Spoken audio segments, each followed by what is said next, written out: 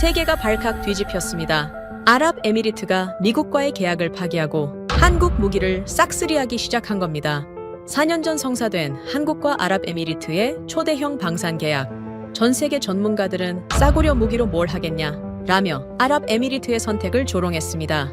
한국산 무기는 실전용이 아니라고 확신했기 때문이죠. 하지만 2026년 3월 모든 상식이 뒤집혔습니다.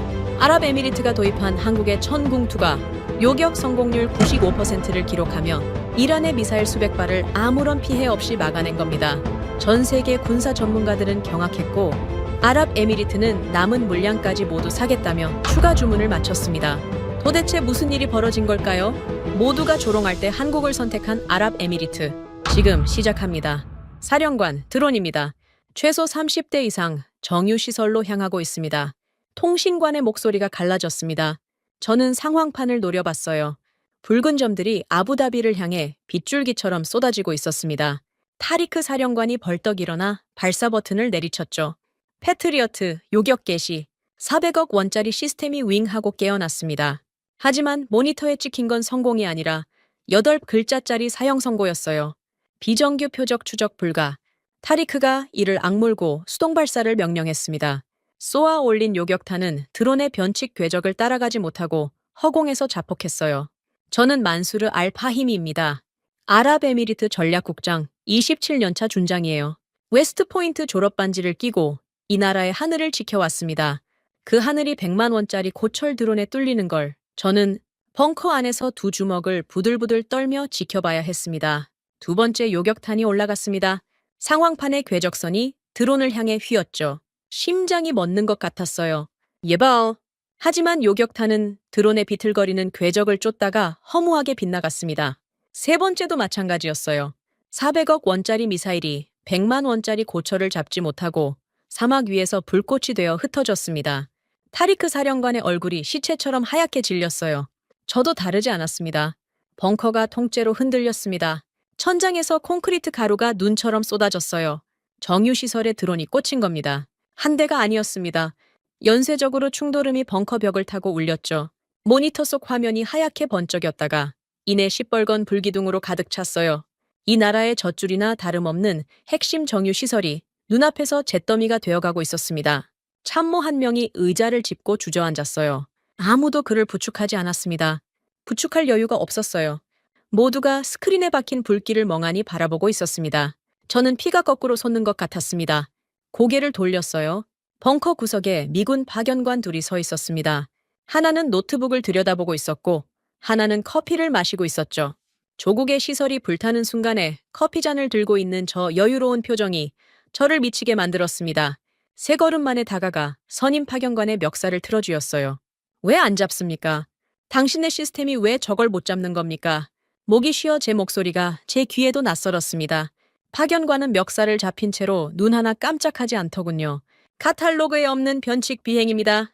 매뉴얼상 비정규 소형 표적에 대한 자동 추적 프로토콜은 아직 업데이트되지 않았습니다. 그 입에서 나온 건 기술적 변명이었어요. 조국의 하늘이 뚫렸는데 매뉴얼을 들먹이는 겁니다. 손에 힘이 풀렸습니다. 분노 때문이 아니었어요. 허탈함 때문이었습니다. 27년간 믿어온 방패가 종이 조각이라는 걸 깨닫는데 30분이 차에 걸리지 않았습니다. 타리크 사령관이 다급하게 소리쳤어요. 예비 탄약고를 여십시오. 다음 공격이 올 겁니다. 지금 당장 재장전해야 합니다. 맞는 말이었습니다. 첫 번째 파상 공격에 요격탄 재고가 바닥을 드러냈어요. 다음 공습을 막으려면 예비 탄약고밖에 답이 없었죠. 저는 즉시 예비 탄약고 개방을 명령했습니다. 그런데 이상한 일이 벌어졌어요. 탄약고 접근 코드가 먹히지 않았습니다. 통제관이 코드를 다시 입력했죠. 거부. 세 번째 시도. 거부. 네 번째. 거부. 화면에 빨간 잠금 표시가 떴어요. 저는 미군 파견관을 돌아봤습니다. 파견관의 표정이 미묘하게 달라져 있었어요. 눈을 피했습니다. 그 순간 등골이 서늘해졌습니다. 펜타곤 사전 승인 없이는 예비 탄약에 대한 접근 권한이 제한됩니다. 파견관이 노트북 화면을 돌려 보여줬어요. 원격 잠금. 미국이 우리 땅에 있는 우리 탄약고의 코드를 워싱턴에서 잠가버린 겁니다. 숨이 막혔습니다. 다리에서 힘이 빠지는 것 같았어요. 400억을 주고 산 무기의 탄약을 보관하는 창고의 열쇠를 그 열쇠의 주인이 대서양 건너편에 앉아서 쥐락펴락하고 있었습니다. 타리크 사령관이 철모를 벗어 바닥에 내동댕이 쳤어요. 이럴 거면 뭘 믿고 싸우란 말입니까? 타리크의 외침이 벙커 안에 메아리 쳤습니다. 아무도 대답하지 못했어요. 대답할 수 있는 사람은 이 벙커에 없었습니다. 워싱턴에 있었죠. 그때 뒤쪽에서 유리 깨지는 소리가 났어요. 알 스와이디 장관이었습니다. 재무부를 30년간 틀어쥔 냉혈한 테크노크라트가 태블릿 PC를 벽에 집어던져 산산조각 내버린 겁니다. 알 스와이디 장관은 피 한 방울 안 나올 것 같은 사람이었어요. 회의 중에도 은장 만년필로 책상만 톡톡 두드리며 숫자 타령을 하는 사람이었습니다.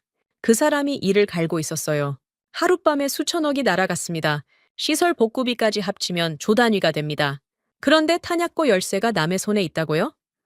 알 스와이디 장관의 목소리가 떨렸습니다. 분노인지 공포인지 구분이 되지 않았어요. 저는 스크린을 바라봤습니다. 정유시설이 있던 자리에 시뻘건 불덩이가 사막의 밤하늘을 물들이고 있었어요. 그 불빛이 벙커 안까지 스며드는 것 같았습니다. 가슴이 찢어지는 것 같았어요. 이건 전쟁의 패배가 아니었습니다. 주권의 패배였어요. 400억짜리 방패가 100만 원짜리 장난감에 뚫린 것도 치욕이었지만 진짜 치욕은 그 방패의 손잡이를 대서양 건너에서 쥐고 있었다는 사실이었습니다. 저는 고개를 숙였어요. 군복 가슴팍에 미국과 아랍에미리트의 깃발이 나란히 새겨진 연합 기장이 눈에 들어왔습니다. 웨스트포인트 졸업식 날 달았던 기장이에요. 27년간 자랑이었습니다. 자부심이었죠. 손가락 끝에 힘을 줬어요. 금속핀이 군복 천을 찢으며 빠져나왔습니다. 가볍더군요. 27년의 무게가 붙어 있어야 할 쇳조각이 놀라울 만큼 가벼웠어요. 저는 그걸 벙커 바닥에 내던졌습니다. 쨍! 하는 소리가 벙커 안에 울렸어요. 아무도 그 소리에 놀라지 않았습니다. 놀랄 여유가 없었던 건지, 아니면 모두가 같은 마음이었던 건지, 저는 몰랐어요. 다만 한 가지는 확실했습니다. 이대로는 안 된다는 것. 남의 나라 결제 서류에 조국의 하늘이 달려있는 짓거리는 오늘 밤 부로 끝내야 한다는 것. 불타는 스크린을 노려보며 주먹을 쥐었습니다. 손톱이 손바닥을 파고들었어요. 피가 났는지 안 났는지 몰랐습니다. 느낄 겨를이 없었어요. 벙커 밖에서 또다시 폭발음이 울렸습니다. 두 번째 파상 공격이 시작된 겁니다. 요격탄은 바닥났고 탄약고는 잠겨 있었어요. 할 수 있는 게 아무것도 없었습니다. 저는 이를 악물고 스크린을 바라봤습니다. 조국의 하늘이 타고 있었어요. 다음 날 오전, 저는 아부다비 국제공항에서 전용기에 올랐습니다. 워싱턴 행이었어요. 불타버린 정유시설의 연기가 아직 사막 위로 피어오르고 있었습니다. 활주로에서 그 연기를 보며 이를 악물었어요. 비행시간 14시간. 그 14시간 동안 저는 한숨도 자지 못했습니다. 눈을 감으면 벙커 스크린에 찍혔던 불기둥이 눈꺼풀 안쪽에서 타올랐거든요. 펜타곤에 도착한 건 워싱턴 시각으로 오후 2시였습니다. 회의실 문을 열자마자 리처드 스미스의 얼굴이 보였어요. 미 국방부 무기수출 통제관. 기름진 금발에 입꼬리가 항상 비스듬히 올라가 있는 사내였습니다. 스미스는 다리를 꼬고 앉아 커피를 마시고 있었어요. 제가 14시간을 날아온 사이 이 사람은 점심을 먹고 커피를 즐기고 있었던 겁니다. 속이 부글부글 끓었지만 참았습니다. 지금 필요한 건 분노가 아니라 요격탄이었으니까요. 스미스 통제관, 상황을 아시지 않습니까? 우리 정유시설이 불탔습니다. 패트리어트 요격탄 재고가 바닥났어요. 긴급 추가 납품이 필요합니다. 저는 최대한 차분하게 말했습니다. 읍소하는 것처럼 들리기 싫었어요. 하지만 솔직히 읍소나 다름없었죠. 스미스는 커피잔을 내려놓지도 않았습니다. 서류 한 장을 집어들더니 제 쪽으로 툭 던졌어요. 마치 개에게 뼈다귀를 던지듯 서류가 테이블 위를 미끄러져 왔습니다. 집어들었어요. 추가 납품 예상 소요기간 최소 24개월. 눈을 의심했습니다. 24개월이면 2년입니다. 2년 동안 우리 하늘은 뚫린 채로 있으라는 소리였어요. 24개월이라니요? 지금 농담하는 겁니까? 제 목소리가 높아졌습니다. 손바닥으로 테이블을 내리쳤어요. 회의실에 둔탁한 소리가 울렸습니다. 스미스는 눈썹 하나 까딱하지 않았어요. 오히려 의자에 더 깊이 몸을 묻으며 입을 열었습니다. 국장님, 솔직히 말씀드리죠. 예멘에서의 인권 문제가 미 의회에서 큰 이슈입니다. 아랍에미리트가 예멘전에 개입하고 있는 상황에서 추가 무기 판매를 의회에서 승인받으려면 절차가 필요해요. 스미스는 느릿느릿 말했습니다. 마치 초등학생에게 산수를 가르치듯 천천히요. 의회 통과를 원활하게 하려면 요격탄 단계 프리미엄 30%를 붙여야 합니다. 일종의 정치적 보험료라고 생각하시면 됩니다. 30%, 400억 원짜리 요격탄의 30%를 더 얹으라는 겁니다. 우리가 피를 흘리고 있는데 거기에 웃돈을 얹으라고요. 혈맹이라고 믿었던 나라가 하는 짓이 이겁니까? 관자놀이가 욱신거렸어요. 스미스의 입꼬리는 여전히 비스듬히 올라가 있었습니다. 그 표정이 말하고 있었어요. 싫으면 말든가. 어차피 당신들은 우리한테 올 수밖에 없다고.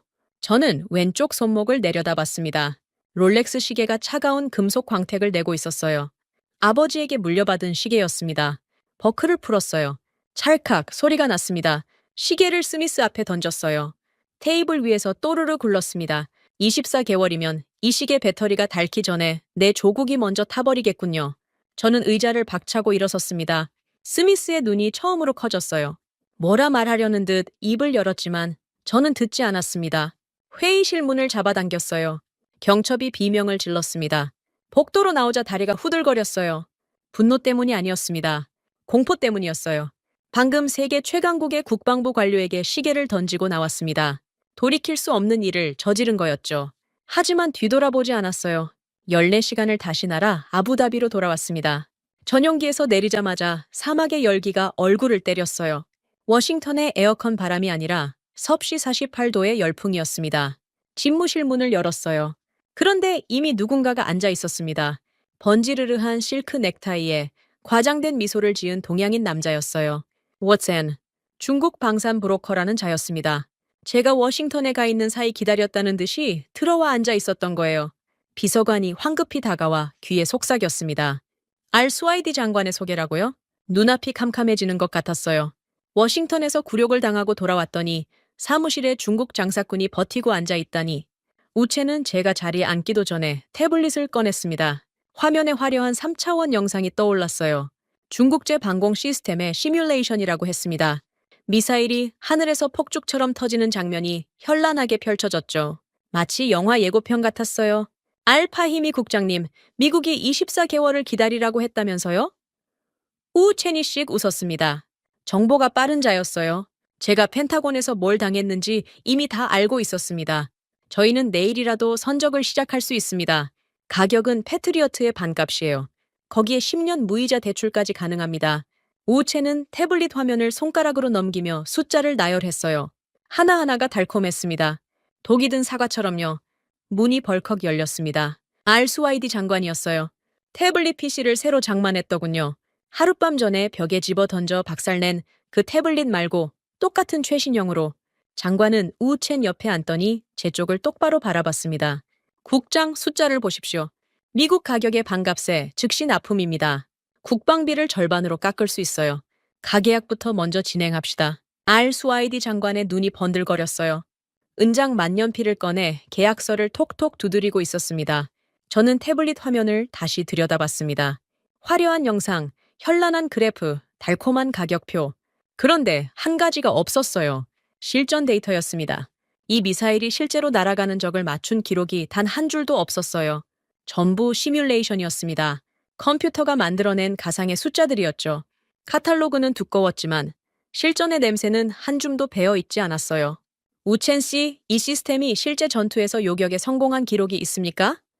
단도직입으로 물었습니다. 우첸의 손가락이 태블릿 위에서 멈췄어요. 미소가 찰나 굳었습니다.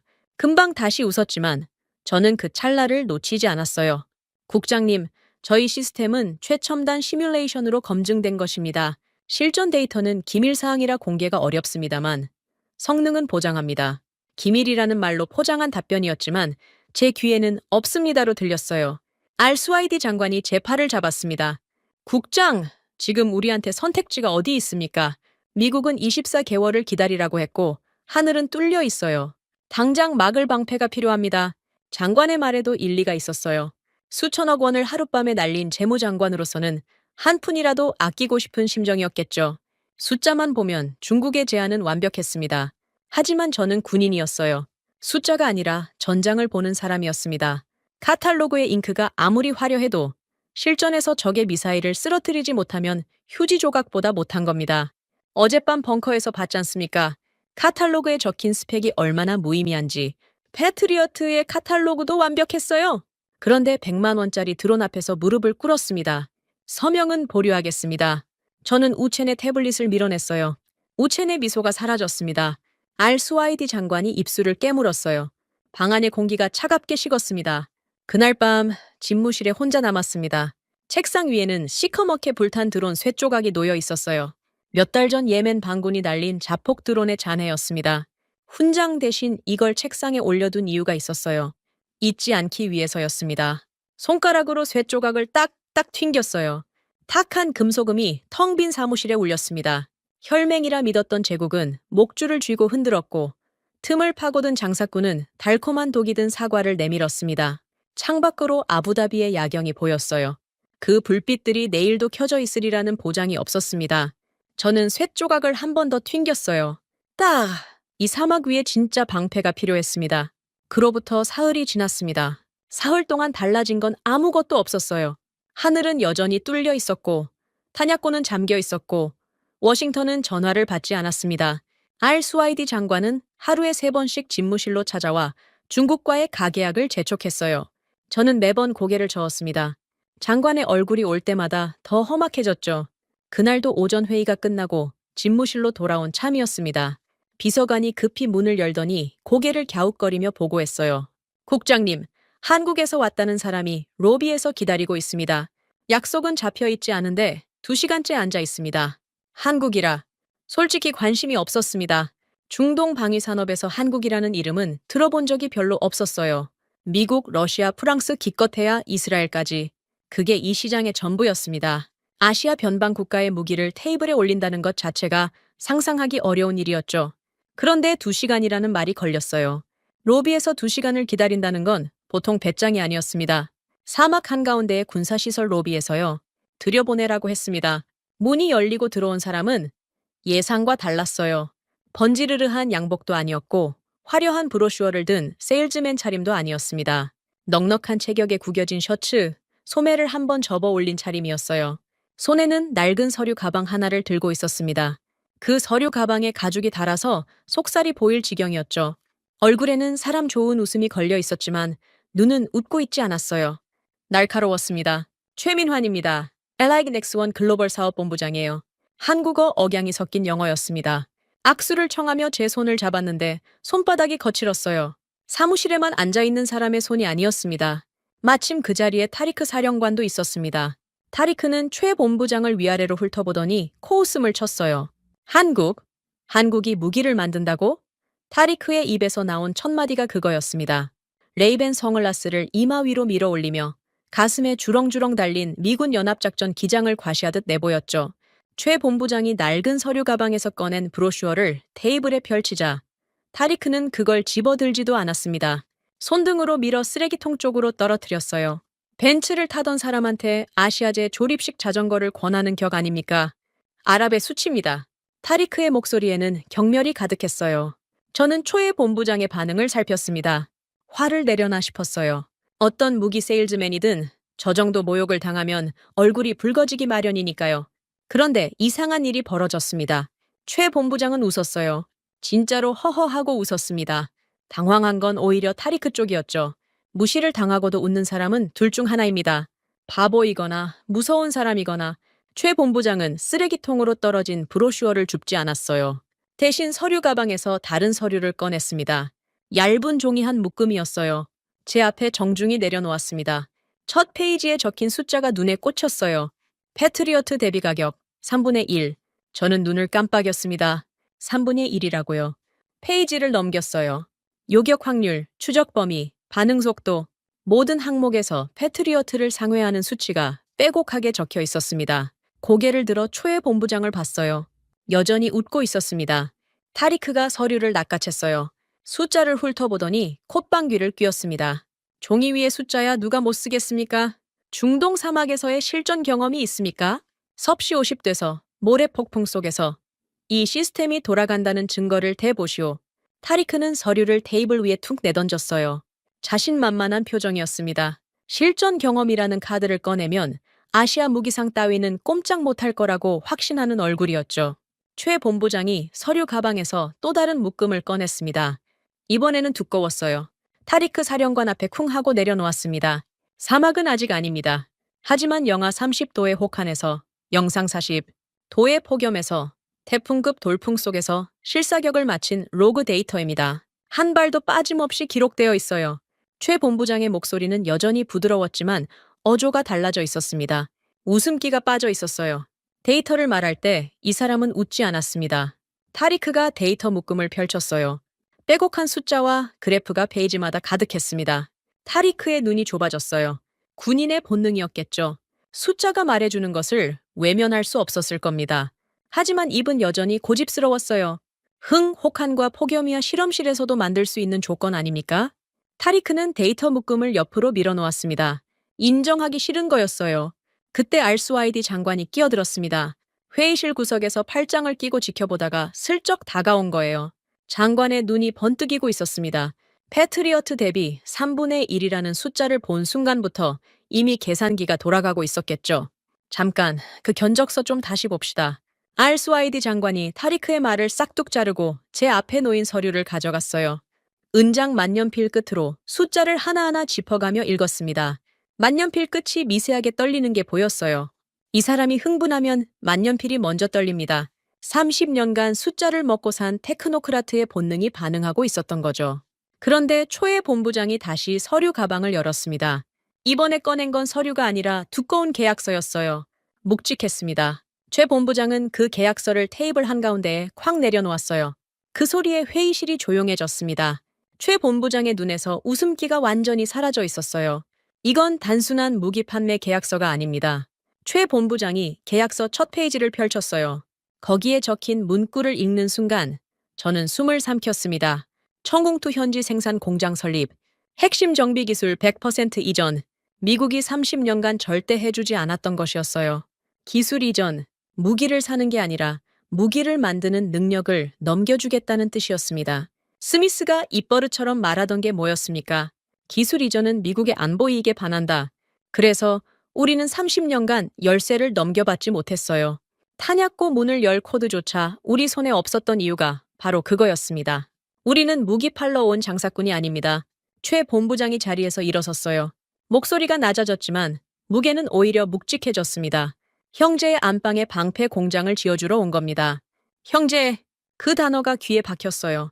스미스는 한 번도 우리를 형제라고 부른 적이 없었습니다. 고객이라고 불렀어요. 돈 내는 고객. 알스와이디 장관이 안경을 벗었다 다시 썼습니다. 떨리는 손으로요. 은장 만년필을 테이블에 내려놓고 계약서의 기술 이전 조항을 손가락으로 짚었어요. 이게 정말 가능한 겁니까? 핵심 기술을 전부 넘긴다고요? 장관의 목소리에 의심과 흥분이 뒤섞여 있었습니다. 30년간 숫자만 보며 살아온 사람이 처음으로 숫자 너머의 것을 본 표정이었어요. 저는 초의 본부장을 다시 바라봤습니다. 이 사람의 거친 손이 떠올랐어요. 서류 가방에 다른 가죽이 떠올랐습니다. 그리고 문득 기억이 하나 스쳤어요. 70년대였습니다. 아버지가 들려주셨던 이야기였죠. 아부다비에 첫 고속도로를 깔았던 한국 노동자들 이야기. 섭씨 50도 사막에서 맨손으로 아스팔트를 깔았대요.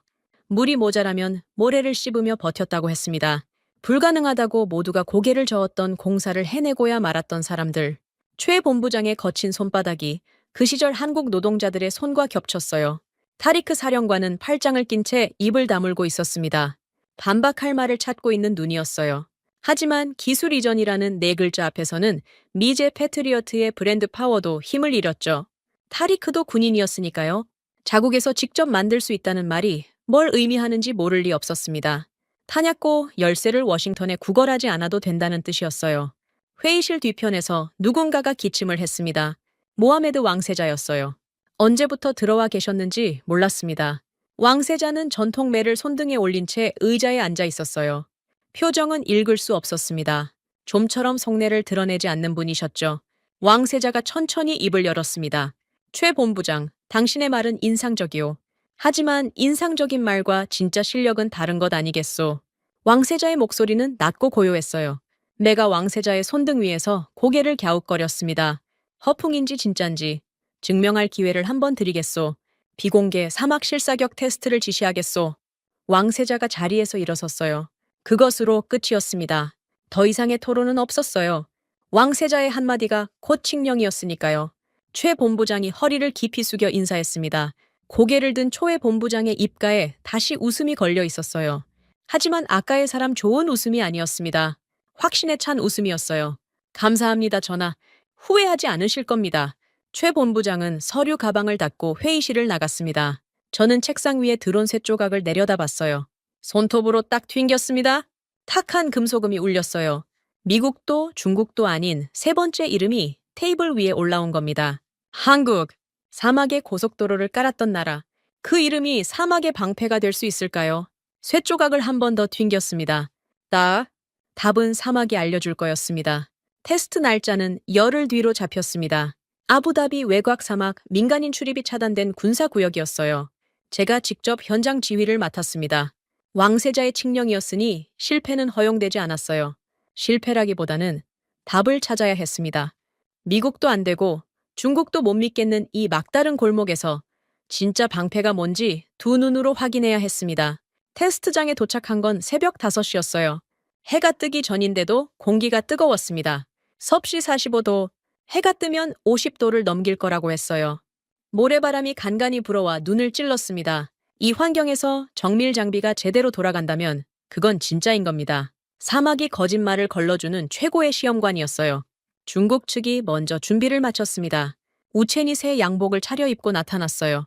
사막 한가운데서 실크 넥타이를 메고 있더군요. 중국제 방공 시스템의 레이더 차량이 모래 위에 자리를 잡았고 기술자 4명이 주변에서 분주하게 움직였습니다. 우첸은 자신만만했어요. 태블릿을 들고 다니며 저에게 연신 시스템 사양을 읊어댔습니다. 저는 고개만 끄덕였어요. 사양은 관심 없었습니다. 결과만 보면 되는 거였죠. 타격 지시가 떨어졌습니다. 표적 드론 세대가 사막 상공으로 날아올랐어요. 우첸이 기술자에게 손짓했습니다. 레이더가 회전하기 시작했어요. 화면에 표적 3개가 잡혔습니다. 거기까지는 좋았어요. 그런데 30초가 지나자 이상한 소리가 났습니다. 찌지직. 레이더 모니터에서 연기가 피어올랐어요. 화면이 깜빡거리더니 새까맣게 죽어버렸습니다. 사막의 열기가 장비 내부로 스며들어 회로를 태워버린 겁니다. 기술자들이 허둥지둥 달려들었지만 소용없었어요. 모니터는 숫덩이가 되어 있었습니다. 우첸의 얼굴에서 핏기가 사라졌어요. 실크 넥타이 매듭을 잡아당기며 식은땀을 훔쳤습니다. 사막의 정정이 탓입니다. 일시적인 현상이에요. 재부팅하면 정상화될 겁니다. 우첸의 변명이 모래바람에 섞여 흩어졌어요. 정정이라고요? 레이더 모니터가 속까지 검게 타버렸는데 정정이 탓이라니. 타리크 사령관이 헛웃음을 쳤습니다. 사막에서 정전기를 탓하는 방공 시스템이라 예멘 방훈한테도 정정이 핑계를 댈 건가? 타리크의 비아냥에 우첸은 대답하지 못했어요. 기술자들이 모니터를 열어보더니 고개를 절레절레 흔들었습니다. 수리 불가. 카탈로그에서 그렇게 화려하게 빛나던 시스템이 사막의 첫 번째 시험에서 깡통으로 드러난 겁니다. 우첸이 쫓겨나듯 장비를 철수시키는 동안 저는 반대편을 바라봤습니다. 한국 팀이 자리를 잡고 있었어요. 그런데 분위기가 사뭇 달랐습니다. 최 본부장은 보이지 않았어요. 대신 땀에 흠뻑 젖은 정비복 차림의 사내가 천궁, 투 발사대 옆에 쪼그리고 앉아 뭔가를 만지작거리고 있었습니다. 강동길, 청홍투 수석 엔지니어라고 들었어요. 뭉툭한 손가락에 기름때가 시커멓게 끼어 있었습니다. 말 한마디 없이 묵묵히 계기판을 들여다보고 있었죠. 강동길이 시스템 가동 스위치를 올렸습니다. 청홍투의 레이더가 조용히 돌아갔어요. 화면에 초록색 격자가 선명하게 떠올랐습니다. 사막의 열기 속에서 한치의 흔들림도 없었어요. 중국제 레이더가 30초 만에 타죽은 그 열기 속에서요. 저는 눈을 좁혔습니다. 좋은 징조였어요. 하지만 아직 쏘지 않았습니다. 그때 강동길이 이상한 행동을 했어요. 표적 드론이 하늘에 떠 있는데 레이더의 조준점을 하늘이 아니라 지상으로 내렸습니다. 저는 이마를 찌푸렸어요. 뭘 하는 겁니까? 통제관 세드가 의아한 표정으로 강동길을 바라봤습니다. 강동길은 아무 설명 없이 화면 한쪽을 손가락으로 가리켰어요. 사막 위를 달리는 픽업 트럭이 잡혀 있었습니다. 테스트장 외곽에서 모래먼지를 일으키며 시속 100km로 질주하는 차량이었어요. 느릿느릿 떠있는 드론이 아니라 지상에서 미친 듯이 달리는 트럭을 표적으로 삼겠다는 뜻이었습니다. 저는 숨을 들이켰어요. 타리크 사령관이 쌍안경을 들어 올렸습니다. 모래먼지 속에서 트럭이 좌우로 방향을 틀며 내달리고 있었어요. 자폭 드론보다 훨씬 어려운 표적이었습니다. 낮게 깔린 지상 목표물을 추적한다는 건 지형 반사파와 모래 입자의 간섭을 뚫어야 한다는 뜻이거든요. 강동길이라곤 버튼을 눌렀습니다. 화면에 빨간 사각형이 트럭을 감쌌어요. 추적 개시, 마우사. 유도탄이 발사대를 박차고 하늘로 솟구쳤습니다. 흰 연기 꼬리가 사막 위로 뻗어나갔어요. 유도탄이 정점을 찍고 방향을 꺾는 순간 저는 눈을 의심했습니다. 물리 법칙을 무시하는 것 같은 궤적이었어요. 거의 수직에 가까운 각도에서 급격하게 곡선을 그리며 지상을 향해 내리꽂혔습니다. 마치 매가 사냥감을 낚아채듯이요. 모래먼지 속에서 달리던 트럭이 섬광에 집어삼켜졌어요. 폭음이 사막을 갈랐습니다. 트럭이 있던 자리에는 검은 영이 기둥만 솟아올랐어요. 흔적이 없었습니다. 찢어 발긴 거였죠. 세드 통제관이 요격 로그를 확인했어요. 손이 떨리고 있었습니다. 추정률 100%, 오차영. 세드의 목소리가 갈라졌어요. 들고 있던 커피잔이 손에서 미끄러져 모래 위에 떨어졌습니다. 커피가 모래에 스며드는 걸 세드는 쳐다보지도 않았어요. 저도 못 봤습니다. 시선을 뗄 수가 없었거든요. 트럭이 있던 자리에서 피어오르는 검은 연기에서요. 타리크 사령관을 돌아봤습니다.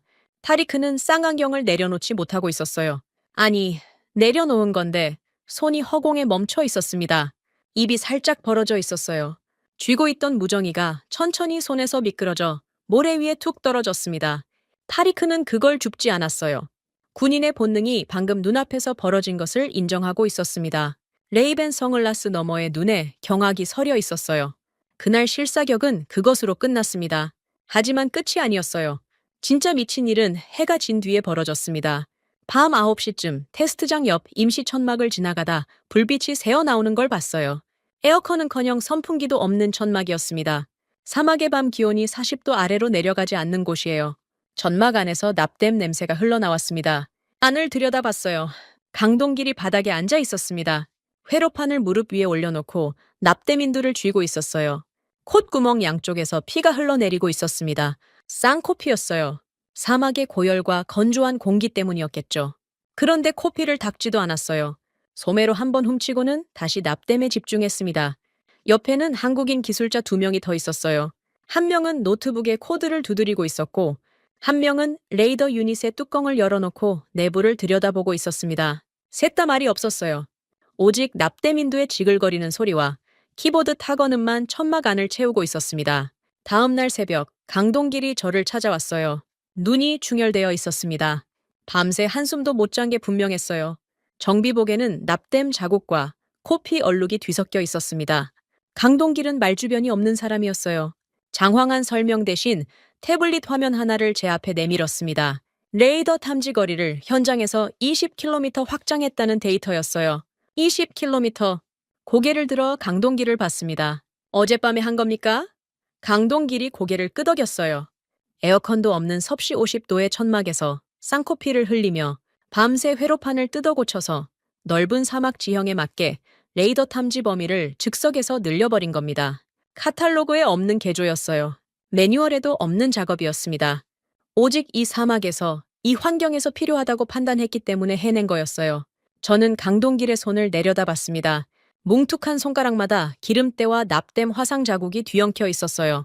스미스의 매끈한 손이 떠올랐습니다. 서류를 툭 던지던 그 깨끗한 손, 우체내 태블릿을 넘기던 매끄러운 손가락. 그 손들과 지금 제 앞에 있는 이 거칠고 갈라진 손이 겹쳤어요. 저는 강동길의 손을 두 손으로 잡았습니다. 꽉 쥐었어요. 기름때가 제 손바닥에 묻었습니다. 상관없었어요. 이 손이 어젯밤 사막의 열기 속에서 코피를 흘려가며 만들어낸 20km가 스미스가 던진 24개월짜리 통보서보다 우첸이 펼쳐 보인 화려한 홀로그램보다 무거웠습니다. 강동길은 어색하게 웃었어요. 말은 하지 않았습니다. 말이 필요 없었어요. 사막이 답을 알려줬습니다. 사막 테스트가 끝나고 닷새가 지났습니다. 그 닷새 동안 저는 잠을 제대로 자본 적이 없었어요. 강동길의 기름때 묻은 손을 잡았던 그 순간부터 머릿속에서 하나의 결론이 굳어지고 있었거든요. 청홍투를 도입해야 한다. 하지만 그 결론을 입 밖에 꺼내는 건 전혀 다른 문제였습니다. 미국의 패트리어트를 버리고 한국의 천궁을 선택한다는 건 30년간 쌓아올린 미국과의 군사동맹에 균열을 내겠다는 뜻이었으니까요. 그런데 미국 쪽에서 먼저 판을 뒤집어 버렸습니다. 그날 아침 최고사령부 회의실에 참모진이 모였어요. 정기안보 회의였습니다. 자리에 앉자마자 비서관이 급히 들어와 봉투 하나를 건넸어요. 미 국방부 공식 인장이 찍혀 있었습니다. 발신인은 리처드 스미스. 봉투를 뜯는 순간 손끝에서 불길한 예감이 전해졌어요. 공문의 내용은 단 세 문장이었습니다. 아랍에미리트가 미국 이외의 국가에서 전략급 방공 체계를 도입할 경우 기존에 공급된 F-16 전투기의 부품 공급과 정비 지원을 전면 중단한다. 이는 미국의 안보 이익과 기술 보호 정책에 근거한 결정이다. 재고를 촉구한다. 세 문장, 고작 세 문장으로 우리 공군의 숨통을 틀어주겠다는 겁니다. 회의실이 얼어붙었어요. 공문을 돌려 읽는 참모들의 얼굴이 하나둘 굳어갔습니다. 타리크 사령관이 가장 먼저 벌떡 일어났어요. 얼굴이 시뻘갰습니다. 이건 자살 행위입니다. F-16 부품이 끊기면 우리 공군은 석 달 안에 마비됩니다. 전투기가 활주로에 박혀서 녹슬게 생겼단 말입니다. 타리크가 공문을 테이블 위에 내려쳤어요. 종이가 찢어질 뻔했습니다. 한국 업체를 당장 돌려보내고 워싱턴에 사절단을 파견합시다. 지금이라도 사과하면 늦지 않았습니다. 사과. 그 단어가 제 귀에 꽂혔어요. 뭘 사과한다는 겁니까? 우리 하늘이 뚫렸는데 탄약고를 잠가버린 건 미국이었습니다. 24개월을 기다리라며 서류를 던진 것도 미국이었어요. 30% 웃돈을 얹으라고 조롱한 것도요. 그런데 우리가 다른 방패를 알아본다고 협박을 합니까? 부품 공급을 끊겠다고요. 혈맹의 이름으로 목줄을 죄는 겁니다. 저는 아무 말 없이 자리에서 일어났어요. 책상 위에 올려둔 물건을 집었습니다. 시커멓게 불탄 예멘 드론 쇠 조각이었어요. 회의실 한가운데 테이블 위로 강하게 던졌습니다. 쨍 하는 금속음이 울렸어요. 참모들이 움찔했습니다. 이걸 보십시오. 저는 쇠 조각을 손가락으로 가리켰어요. 100만 원짜리 드론의 잔해입니다. 이게 우리 정유시설을 불태웠어요. 400억짜리 패트리어트가 못 막았습니다. 그런데 지금 미국이 뭘 하고 있습니까? 우리가 대안을 찾으니까 전투기 부품을 끊겠다고 협박합니다. 목소리가 높아지는 걸 느꼈어요. 억누르지 않았습니다. 이게 바로 증거입니다. 미국이 원하면 우리 공군은 언제든 고철이 됩니다. 부품 공급을 끊겠다는 이 공문 자체가 우리에게 기술 주권이 왜 필요한지를 증명하고 있어요. 타리크가 입을 열려 했지만 알스와이디 장관이 먼저 끼어들었습니다. 장관은 태블릿을 꺼내 스크린을 회의실 대형 모니터에 연결했어요. 화면에 숫자가 떴습니다. 청웅2 현지 생산 공장이 가동되면 발생할 경제 효과였어요. 조 단위의 수치가 줄줄이 나열되어 있었습니다. 현지 공장이 세워지면 직접 고용만 4,000명입니다. 협력 업체까지 포함하면 10,000명이 넘어요. 부품 국산 화율이 올라갈수록 우리가 미국에 지불하던 정비 비용이 사라집니다. 장관의 은장 만년필이 화면을 가리키며 숫자를 짚어나갔어요. 패트리어트를 유지하면 해마다 수천억 원이 워싱턴으로 빠져나갑니다. 정공으로 전환하면 그 돈이 아부다비에 남아요. 장관의 목소리에 힘이 실려 있었습니다. 숫자를 말할 때 이 사람은 누구보다 강했어요. 타리크가 반박하려 입을 열었지만 스크린 위의 숫자들이 입을 틀어막았습니다. 10,000명의 일자리와 조 단위의 경제 효과 앞에서 체면이나 전통은 힘을 잃었어요. 회의실 뒤편에서 의자가 삐걱거렸습니다. 모하메드 왕세자가 자리에서 일어선 거였어요. 전통매가 왕세자의 어깨 위로 옮겨 앉았습니다. 회의실이 일순간 고요해졌어요. 왕세자의 시선이 저를 향했습니다. 만수르. 왕세자가 제 이름을 불렀어요. 미국의 분노는 거대할 것이오. 워싱턴은 잊지 않는 곳이오. 아랍의 방패를 바꾸겠다는 이 결정이 얼마나 무거운지 그대는 알고 있겠지. 왕세자의 목소리는 낮고 차분했습니다. 하지만 그 한마디 한마디에 사막의 무게가 실려 있었어요. 그 분노를 감당하고도 이 나라의 하늘을 지킬 자신이 있소? 왕세자가 테이블 위에 만년필 하나를 내려놓았습니다. 금장 만년필이었어요. 최종 결단의 펜을 넘긴 겁니다. 회의실의 모든 시선이 제게 쏠렸습니다. 타리크의 붉은 눈, 알스와이디 장관의 번들거리는 눈, 참모들의 불안한 눈. 그 시선들이 어깨를 짓눌렀어요. 바로 그 순간 회의실 스피커폰이 울렸습니다. 비서관이 급히 연결했어요. 스피커에서 터져나온 목소리는 리처드 스미스였습니다. 알파이미 국장, 지금이라도 늦지 않았소. 그 한국 업체와의 논의를 중단하시오. 내일까지 확답을 주면 부품 공급 건은 없었던 일로 하겠소. 하지만 내일을 넘기면 우리도 돌이킬 수 없소. 스미스의 목소리에는 위압과 초조함이 뒤섞여 있었어요. 내일까지. 최후 통첩이었습니다. 저는 스피커폰을 바라봤어요. 스미스의 숨소리가 스피커를 통해 회의실에 울렸습니다. 27년간 들어온 미국의 목소리였어요. 든든하다고 믿었던 목소리. 하지만 지금 그 목소리는 우리를 지키겠다는 약속이 아니라 우리를 가두겠다는 협박을 하고 있었습니다. 저는 대답하지 않았어요. 대신 스피커폰에 수화기를 집어들었습니다. 전화선이 팽팽하게 당겨졌어요. 수화기 채로 선을 잡아당겼습니다. Doug? 전화선이 벽에서 빠져나왔어요. 통화가 끊겼습니다.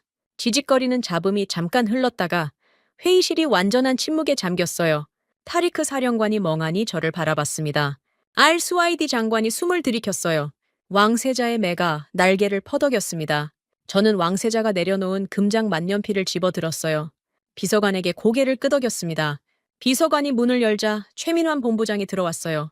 손에 두꺼운 계약서를 들고 있었습니다. 천궁투 10개 포대 도입, 현지 생산 공장 설립, 핵심 기술 100% 이전, 4조 원 규모의 계약이었어요. 최 본부장이 계약서를 제 앞에 펼쳤습니다. 저는 망설이지 않았어요. 만년필 뚜껑을 열고 서명란에 이름을 적었습니다. 만수르 알파임이. 금색 잉크가 하얀 종이 위에 선명하게 박혔어요. 콧방귀가 나왔습니다. 스미스의 24개월짜리 통보서가 떠올랐거든요. 그 오만한 서류 한 장에 무릎을 꿇을 뻔했던 나 자신이 우스웠어요. 내 조국의 하늘이 워싱턴 의회의 결제 서류에 달려있는 짓거리는 오늘부로 끝입니다. 최 본부장이 계약서를 거두며 허리를 숙였어요. 고개를 드는 초의 본부장의 눈이 젖어 있었습니다. 사람 좋은 웃음도 날카로운 눈빛도 아니었어요. 그냥 감격한 사람의 얼굴이었습니다. 저도 비슷했을 겁니다. 왕세자가 매를 쓰다듬으며 자리에서 일어났어요.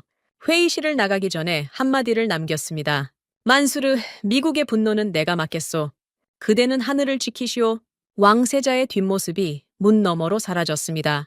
그 등이 산처럼 넓어 보였어요. 저는 책상 위에 드론 쇳조각을 집어들었습니다. 27년간 책상 위에 올려두었던 수치의 상징이었어요. 서랍을 열고 쇳조각을 집어넣었습니다. 닫았어요. 이제 그 자리에는 다른 것이 놓일 겁니다. 계약서에 도장을 찍은 지 이틀이 지났습니다. 잉크가 마르기도 전에 전황이 급박하게 돌아갔어요. 이란 쪽 국경에서 미사일 이동식 발사대가 포착되었다는 정보가 올라왔습니다. 후티 방언의 드론 따위가 아니었어요. 이란 혁명 수비대가 직접 움직이고 있었습니다. 탄도미사일이었어요. 드론과는 차원이 다른 위협이었습니다. 시간이 없었어요. 청웅투가 종이 위의 계약서가 아니라 사막 위의 방패가 되어야 했습니다. 지금 당장요. 저는 최민환 본부장에게 전화를 걸었어요. 새벽 3시였습니다. 한국 시각으로는 오전이었겠죠. 최 본부장은 한 번 만에 받았어요. 잠든 목소리가 아니었습니다. 기다리고 있었던 것처럼 또렷했어요. 상황을 설명했습니다. 최 본부장은 잠시 침묵했어요. 그리고 한마디를 했습니다. 국장님, 우리가 하겠습니다. 그게 전부였어요. 어떻게 하겠다. 언제까지 하겠다. 그런 말은 없었습니다. 그냥 하겠다고 했어요. 전화를 끊고 나서도 그 한마디가 귀에 맴돌았습니다. 사흘 뒤 믿기 어려운 소식이 날아왔어요. 한국 본사에서 생산 라인을 24시간 풀가동에 돌입했다는 겁니다. 주말 반납은 기본이었고 야간 교대조까지 3중으로 편성했다고 했어요. 원래 납기가 14개월이었습니다. 그걸 석 달로 앞당기겠다는 거였어요. 11개월을 줄이겠다고요? 미친 짓이었습니다. 알스와이디 장관이 보고를 받고 안경을 벗었어요. 석 달이라고요? 그게 물리적으로 가능한 겁니까? 장관의 의심은 당연했습니다. 군수 장비의 납기를 11개월이나 앞당긴다는 건 일반적인 방산 상식으로는 불가능한 일이었거든요. 그런데 한국 사람들은 불가능이라는 단어를 모르는 것 같았습니다. 정확히 석 달 뒤 대형 군용 수송기 세대가 아부다비 군사기지 활주로에 내려앉았어요. 수송기 화물칸이 열리는 순간 저는 활주로에 서 있었습니다. 사막의 열기가 얼굴을 때렸지만 느끼지 못했어요. 화물칸 안에 가지런히 고정된 청공투 발사대와 레이더 장비가 아부다비의 햇살을 받아 번뜩였습니다. 진짜였어요. 종이 위의 숫자가 아니라 철과 회로와 화약으로 이루어진 진짜 방패가 눈앞에 있었습니다. 쉴 틈이 없었어요. 수송기가 착륙한 그 시각부터 전개가 시작되었습니다. 사막 외곽의 핵심 방어 거점 4곳에 천궁포대를 배치해야 했어요. 강동길 수석이 첫 번째 트럭에 올라탔습니다. 정비복 차림이었어요. 에어컨이 나오는 지휘 차량이 아니라 짐칸이 개방된 군용 트럭이었습니다. 한국 엔지니어 12명이 뒤따랐어요. 하나같이 땀에 젖은 작업복 차림이었습니다. 양복을 입고 온 사람은 아무도 없었어요. 첫 번째 거점은 아부다비 북동쪽 사막 한가운데였습니다. 모래뿐이었어요. 레이더를 세우려면 기반부터 닦아야 했습니다. 포크레인이나 중장비가 도착하려면 이틀은 걸렸어요. 강동길이 트럭에서 내리더니 짐칸에서 삽을 꺼냈습니다. 사비오, 수석 엔지니어가 삽을 들었어요. 한국 기술자들이 하나둘 삽을 집어 들었습니다. 모래를 파기 시작했어요. 섭씨 50도의 한낮에 맨손으로 삽질을 하고 있었습니다. 현지 군인들이 멍하니 바라봤어요. 아랍 문화에서 장교급 기술자가 직접 삽을 드는 건 상상하기 어려운 일이었거든요. 우리 군에서도 마찬가지였습니다. 그런데 한국 수석 엔지니어가 모래를 퍼내고 있었어요. 코피가 또 터졌습니다. 강동길은 소매로 한번 훔치고 삽질을 계속했어요. 옆에 서 있던 현지 병사 하나가 총을 내려놓고 삽을 집어 들었습니다. 아무 말 없이 강동길 옆에서 모래를 파기 시작했어요. 한 명이 더 합류했습니다. 또 한 명이요. 하나둘 총 대신 삽을 든 아랍 병사들이 한국 기술자들 사이에 섞여들었어요. 그때 이 핫산이 나섰습니다. 한국인 아버지와 아랍인 어머니 사이에서 태어난 혼혈 코디네이터였어요. 까무잡잡한 얼굴에 한국식 억양이 묻어나는 아랍어를 썼습니다. 핫산은 아랍 병사들과 한국 기술자들 사이를 오가며 통역을 하다가 불쑥 이런 말을 꺼냈어요. 형님들, 40년 전에도 이랬습니다. 아랍 병사들이 고개를 돌렸어요. 70년대에 한국 노동자들이 아부다비에 왔어요. 고속도로를 깔았습니다. 섭씨 50대에서 아스팔트를 녹이고 물이 없으면 모래를 씹으며 버텼어요. 불가능하다고 모두가 고개를 저었지만 그 사람들이 해냈습니다. 여러분이 달리는 그 도로가 그때 깔린 겁니다. 아랍 병사들의 눈빛이 달라졌어요. 나이든 부사관 하나가 고개를 끄덕였습니다. 내 아버지가 그 이야기를 해줬소. 한국인들이 우리 도로를 깔았다고. 그 한마디가 팽팽하던 공기를 풀었어요. 언어가 달랐고 피부색이 달랐지만 모래 위에서 삽을 든 사람들 사이에 보이지 않는 끈이 연결되었습니다. 핫산이 웃으며 말했어요. 우리 한국인들은 안 되면 되게 하는 병이 있습니다. 40년 전에도 그랬고 지금도 마찬가지예요. 아랍 병사들 사이에서 웃음이 터졌습니다. 강동길도 들었는지 고개를 살짝 들었어요. 표정은 여전히 무뚝뚝했지만 입꼬리가 아주 미세하게 올라간 것 같았습니다. 레이더 기반이 닦이고 발사대가 자리를 잡았어요. 하지만 진짜 난관은 그 다음이었습니다. 기존에 깔려있던 미제 패트리어트 방공망과 청공2를 하나의 네트워크로 연동해야 했어요. 미국은 애당초 자국 시스템과 다른 나라 장비가 연동되는 걸 원치 않았습니다. 방공망 데이터에 폐쇄적 암호 장벽을 걸어놓았어요. 쉽게 말하면 미국이 문을 잠그고 열쇠를 가져간 겁니다. 스미스가 부품 공급을 끊겠다고 협박했을 때 이미 예상했던 일이었어요. 물리적 부품만 끊는 게 아니라 데이터까지 막아버린 겁니다. 한국 개발자 3명이 이 문제에 달라붙었습니다. 강동길의 팀이었어요. 노트북 세대를 펼쳐놓고 미제 방공망의 데이터 구조를 분석하기 시작했습니다. 밤을 새웠어요. 이틀을 새웠습니다. 셋째 날 새벽 개발자 중 한 명이 벌떡 일어나더니 강동길에게 뭔가를 보여줬어요. 강동길의 눈이 커졌습니다. 저는 그 옆에 있었어요. 화면에 무슨 코드가 떠 있었는데 제가 알아볼 수 있는 건 아니었습니다. 다만 강동길의 표정이 말해줬어요. 찾았다는 표정이었습니다. 한국팀이 자체 제작한 인터페이스를 끼워 넣자 패트리어트의 레이더 데이터가 청공2의 통제 화면으로 흘러들어왔어요. 미국이 잠가놓은 문을 열쇠 없이 뚫어낸 겁니다. 세드 통제관에게 시스템을 넘겼습니다. 한국팀은 운용 매뉴얼을 아랍어로 번역해서 준비해 놓고 있었어요. 언제 번역한 건지 물었더니 핫산이 웃으며 대답했습니다. 수송기 안에서 했습니다. 14시간 비행이 아깝잖아요. 14시간 비행하는 동안 매뉴얼을 번역하고 있었다는 겁니다. 세드와 현지 레이더병들에게 핵심 보안 코드부터 운용 노하우까지 전부 넘겼어요. 숨기는 게 없었습니다. 미국은 30년간 보안을 핑계로 코드 한 줄 안 보여줬는데 한국은 첫날부터 전부 열어 보였습니다. 타리크 사령관이 직접 천공 통제소에 앉았어요. 저도 옆에 섰습니다. 화면에 패트리어트 레이더가 잡은 데이터와 천궁2 레이더가 잡은 데이터가 하나의 화면으로 합쳐져 나타났어요. 녹색 격자 위에 아부다비 전역의 영공이 한눈에 펼쳐졌습니다. 미제 시스템과 한국제 시스템이 완벽하게 하나로 통합되어 숨쉬고 있었어요. 타리크가 화면을 한참 들여다봤습니다. 아무 말이 없었어요. 고개를 천천히 끄덕였습니다. 레이벤 선글라스 너머로 무슨 감정이 스치는 게 보였지만 저는 묻지 않았어요. 군인은 인정할 때 말이 아니라 고개로 말합니다. 한 달이 걸렸습니다. 핵심 거점 4곳에 천공포대 배치가 완료되었어요. 마지막 거점의 시스템 점검이 끝난 날, 강동길이 통제소 앞에 서 있었습니다. 정비복은 땀과 모래와 기름으로 원래 색을 알아볼 수 없었어요. 강동길이 스위치 앞에 손을 올렸습니다. 훈련 모드에서 실전 자동 교전 모드로 전환하는 스위치였어요. 저를 돌아봤습니다. 고개를 끄덕였어요. 강동길이 스위치를 올렸습니다. 철칵! 화면 곳곳에 초록색 불빛이 켜졌어요. 연동 완료. 자동 교전 대기. 아부다비의 하늘이 처음으로 우리 손안에 들어온 순간이었습니다. 그 초록색 불빛을 바라보며 숨을 내쉬었어요. 가슴속에서 돌덩이 하나가 내려앉는 것 같았습니다. 27년 만에 처음으로 조국의 하늘을 우리 손으로 지킬 수 있다는 실감이 밀려왔어요. 바로 그 순간이었습니다. 상황실 전체에 경보음이 터졌어요.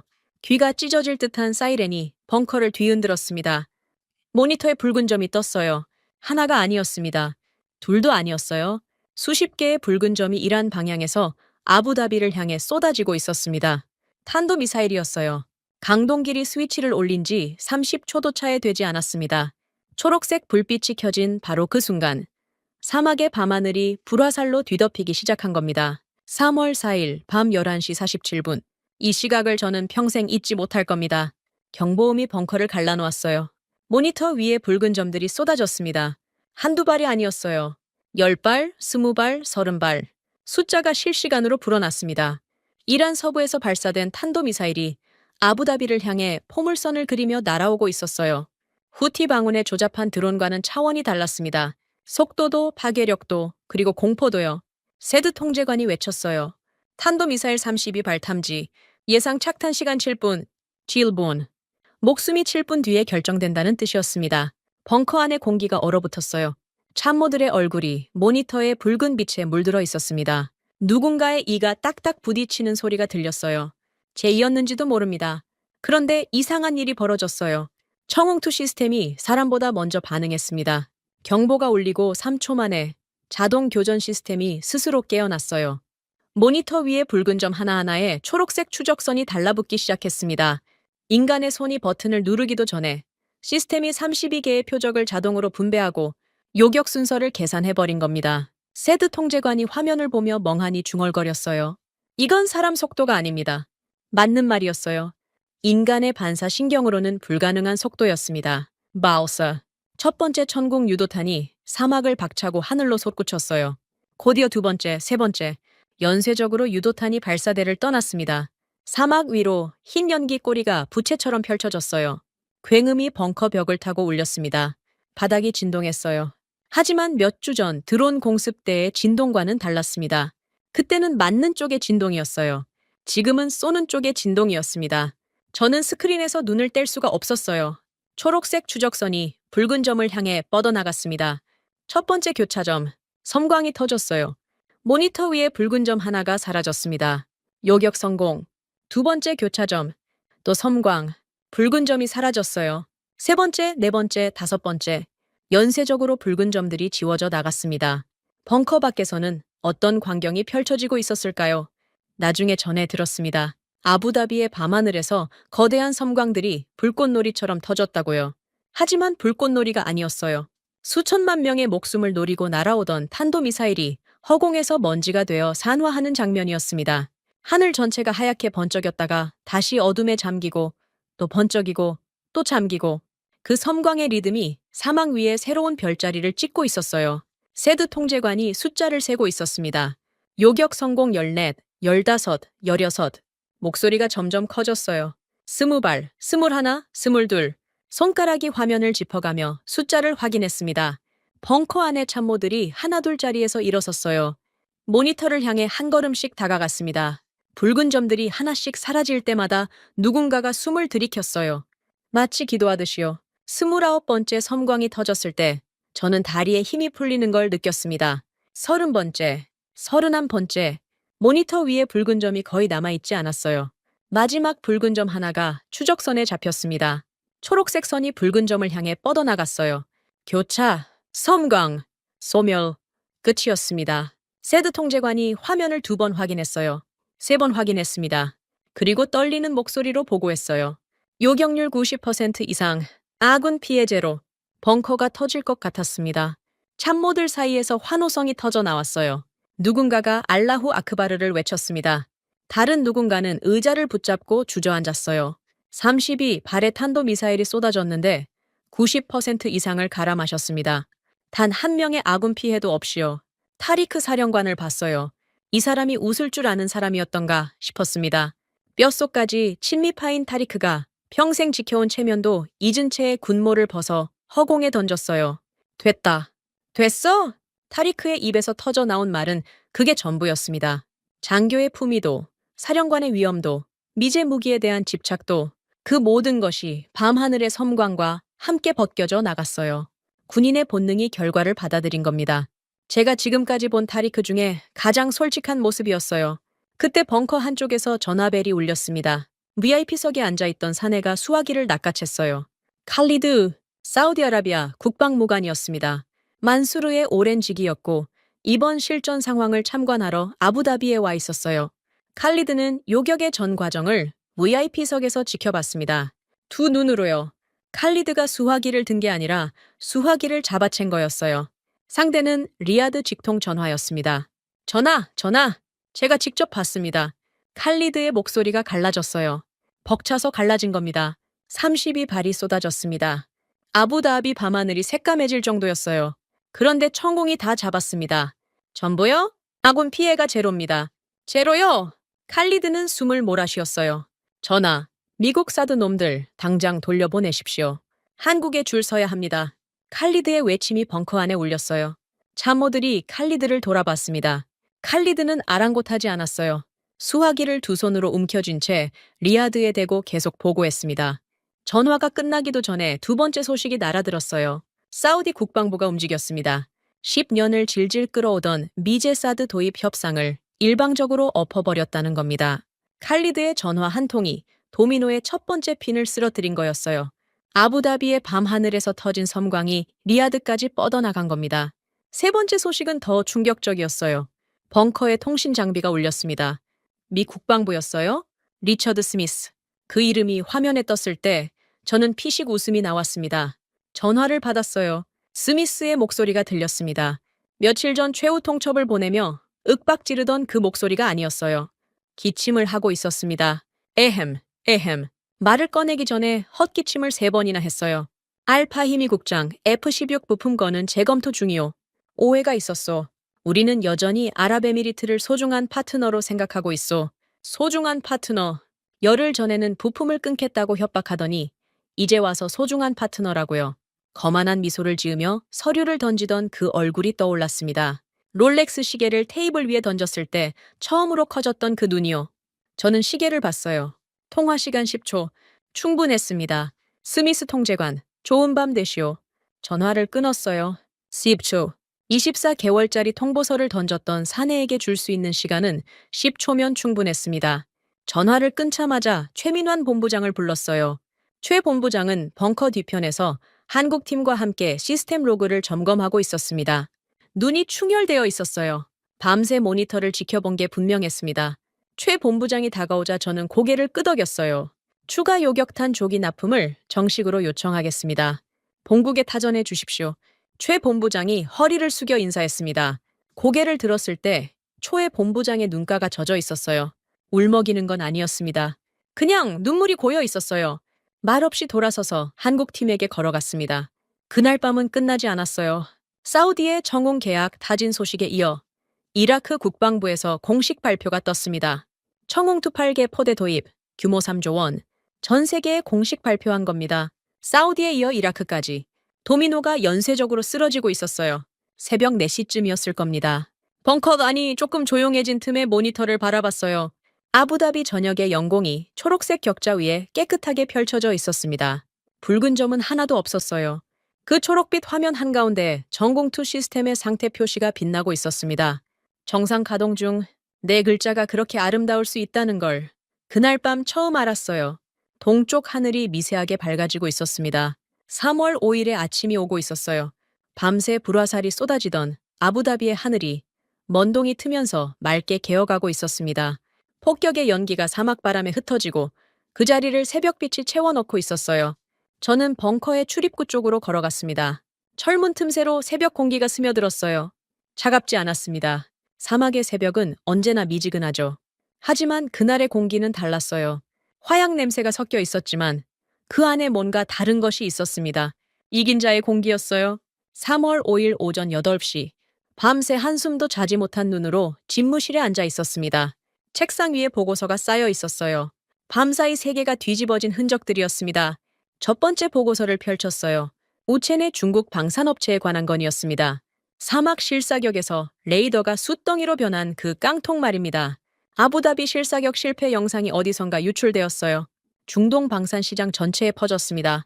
사우디, 카타르, 쿠웨이트, 오만, 중국제 장비를 검토하던 국가들이 줄줄이 입찰 서류를 반려했어요. 거기서 끝이 아니었습니다. 아랍에미리트 방위사업청이 사기 혐의로 우첸의 업체를 중동 전역 입찰, 영구 박탈 대상에 올렸어요. 태블릿에 화려한 홀로그램을 띄우며 미국 반값을 외치던 그 사내가 야반 도주하듯 아부다비를 빠져나갔다는 후속 보고가 붙어 있었습니다.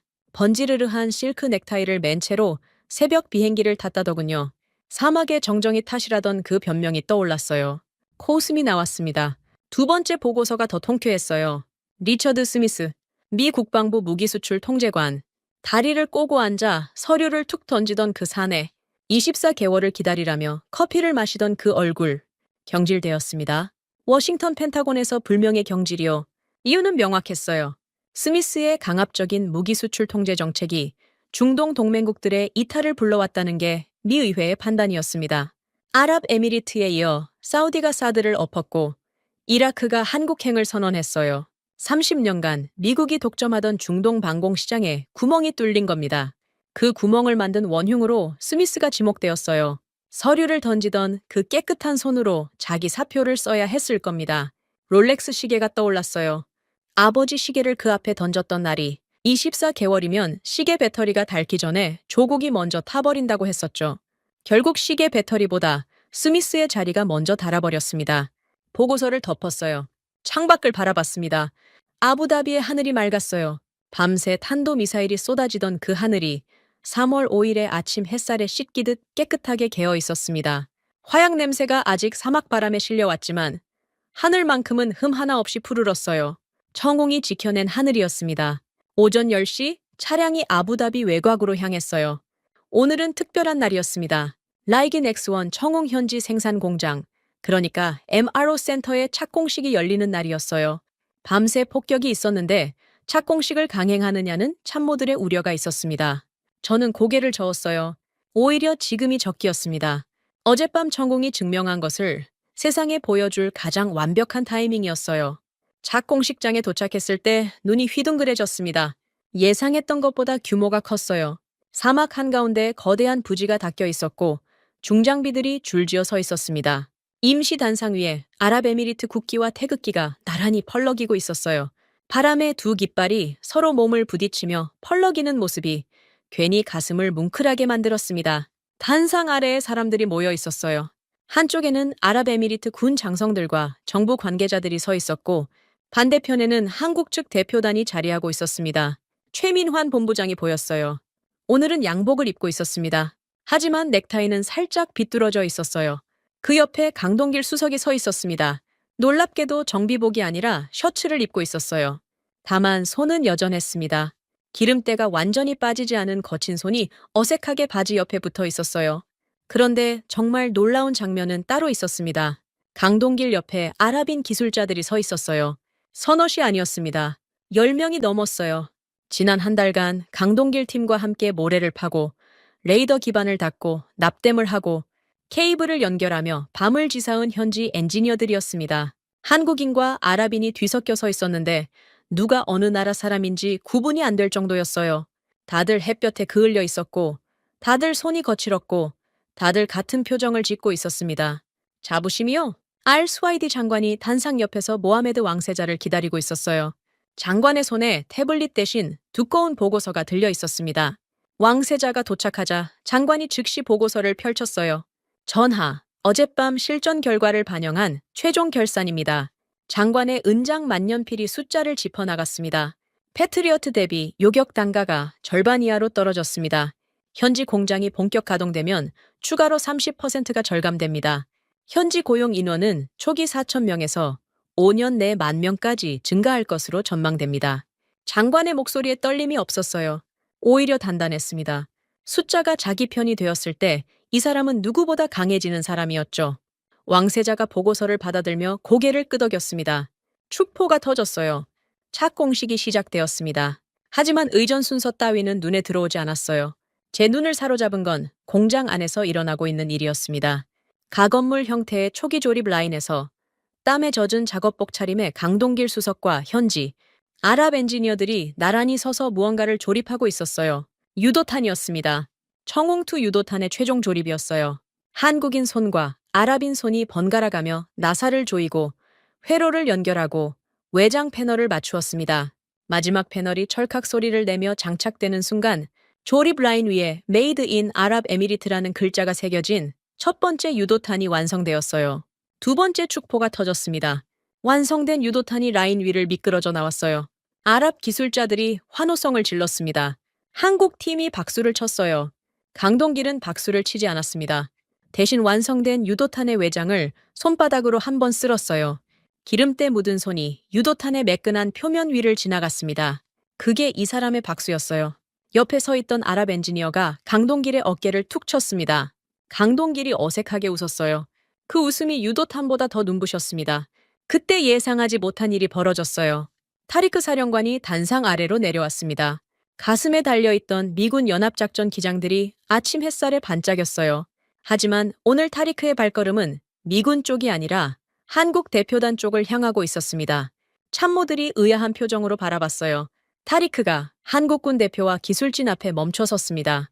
잠시 정적이 흘렀어요. 레이벤 선글라스를 벗었습니다. 처음 봤어요. 타리크가 선글라스를 벗는 걸.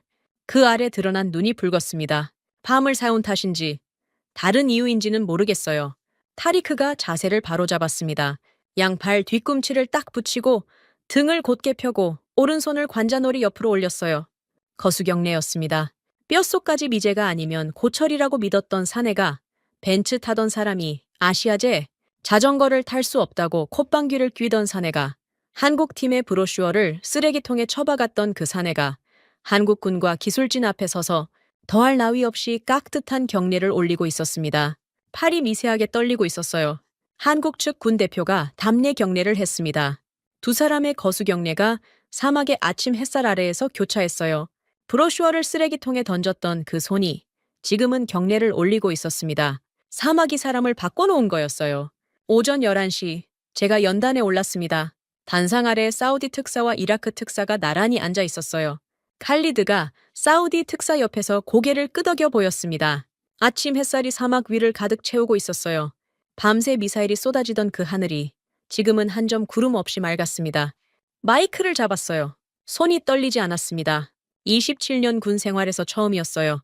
어떤 회의에서도, 어떤 전장에서도, 어떤 협상장에서도 손이 떨렸었습니다. 하지만 오늘은 아니었어요. 입을 열었습니다. 우리는 단지 철로 만든 무기를 산 것이 아닙니다. 목소리가 사막 위로 퍼져나갔어요. 단상 아래의 얼굴들이 저를 올려다봤습니다. 아랍의 장성들, 한국의 기술자들, 사우디의 특사, 이라크의 사절. 우리는 어떠한 강대국 앞에서도 고개 숙이지 않을 우리의 완벽한 주권을 쟁취했습니다. 함성이 터졌어요. 단상 아래에서, 조립 라인 앞에서, 중장비 사이에서 태극기와 아랍에미리트 국기가 바람에 나란히 펄럭였습니다. 저는 마이크를 내려놓고 하늘을 올려다봤어요. 밤새 불화살을 갈아 마신 아부다비의 하늘이 3월 5일의 태양 아래에서 찬란하게 빛나고 있었습니다. 그 하늘의 주인이 바뀌었어요. 더 이상 워싱턴의 결제 도장이 필요한 하늘이 아니었습니다. 우리의 하늘이었어요. 지금까지 대한민국의 감동을 전하는 감동윤아였습니다.